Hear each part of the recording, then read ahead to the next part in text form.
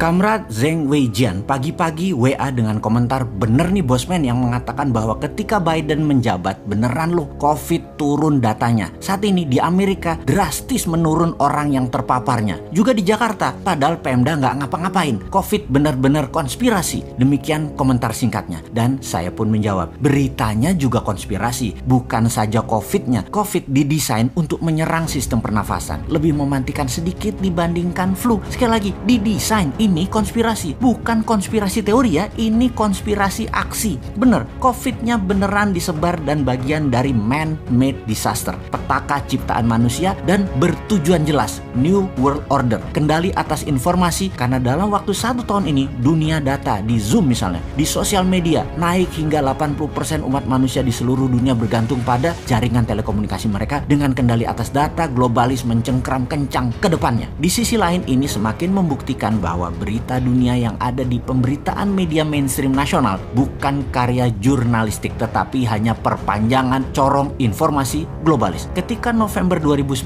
COVID masih sekitar Wuhan, berlanjut hingga Maret 2020, beritanya oleh globalis di seluruh dunia dibuat ngeri sekali. Orang jatuhlah di jalanan, meninggal di mana-mana, bertumbanglah di mana-mana, dan itu semua membangun ketakutan atas virus corona menjadi sangat menyeramkan. Seperti juga berita misalnya di Italia, di Spanyol, juga di negara Amerika Latin, seluruh dunia aja pokoknya, dan ini terlihat parah dramatisasinya. Ini disebar kemana-mana di seluruh dunia serentak dan masif. Indonesia reaksinya untuk hal begini telat. Di awalnya meremehkan atau underestimate. Komen pejabatnya parah-parah banget. Lalu benar memapar banyak orang di Maret hingga Mei 2020. Paniknya kebablasan. Overestimate lah. Tindakannya over panik. Lalu kemudian bingung sampai berbulan-bulan. PSBB buka tutup, vaksin dan berbagai jurus mulai dilakukan. Sekarang baru mulai agak normal lagi setelah setahunan keputusan yang selalu gonjang-ganjing. Melihat ini semua, banyak pengamat intelijen pertahanan komentar, agaknya dunia intelijen tidak dipakai benar datanya oleh pejabat puncak, atau datanya oleh intelijen negara tidak serapih zaman dahulu. Pendapat pribadi si Sontoloyo adalah yang pertama, tidak bisa memanfaatkan data intelijen karena memang tidak paham bagaimana menggunakannya. Kembali ke beritanya yang konspirasi. Sekarang semua berita dunia mulai yang positif, atau tepatnya sudah dibiarkan positif tentang kesembuhan, tentang turunnya tren, tentang negatif COVID dan suksesnya vaksin, serta berbagai solusi dibiarkan mengalir di media utama tanpa restriction atau pembatasan. Tahun lalu jualan masker di sosmed di take down atau tidak muter itu produknya, atau tidak diiklankan, tidak boleh, karena sosmed bagian dari globalis. Sosmed adalah tool globalis. Kemudian sekarang monggo jualan barang yang menyembuhkan COVID atau melindungi diri dari COVID, silakan dijual oleh sosmed, lancar lagi, mau di IG, mau di FB, apapun udah bisa lagi. Beberapa saat yang lalu kalau bilang kata COVID dan media globalis konspirasi, dalam tanda petik itu ya, di sosmed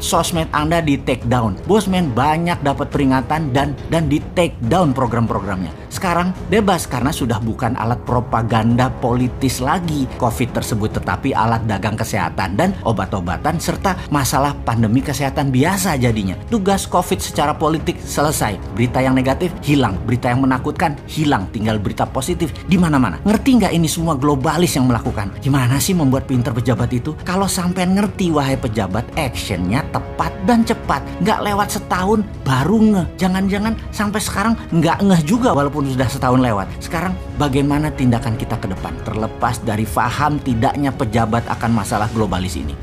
Gaspol, vitamin gratis, tambahin setelah vaksin gratis, ditambah genos gratis di setiap bandara, pelabuhan, terminal, mal, dan public area. Wisata, sekolahan, mais, dan bisnis melibatkan publik, siap-siap aktifkan lagi.